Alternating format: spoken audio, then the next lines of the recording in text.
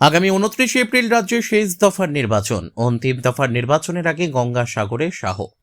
নির্বাচনী প্রচারের শেষ দিনে কপিল মুনির আশ্রমে পুজো দিলেন স্বরাষ্ট্রমন্ত্রী অমিত শাহ।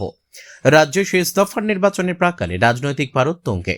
আজ সকালে গঙ্গাসাগর সফরে এলেন কেন্দ্রীয় স্বরাষ্ট্রমন্ত্রী অমিত শাহ।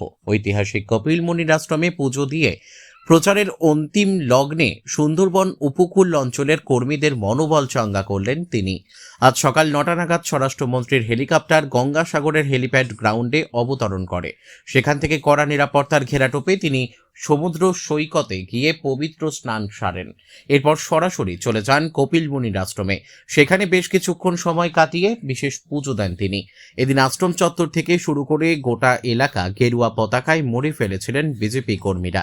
স্বরাষ্ট্রমন্ত্রীকে দেখতে রাস্তার দুপাশে কয়েক হাজার মানুষের ভিড় জমে। আশ্রম থেকে বেরোনোর সময় হাত নেড়ে সমর্থকদের অভিবাদন জানান তিনি। পুজো শেষে নির্বাচনী কর্মসূচিতে যোগ দিতে কলকাতার উদ্দেশ্যে রওনা দেন স্বরাষ্ট্রমন্ত্রী।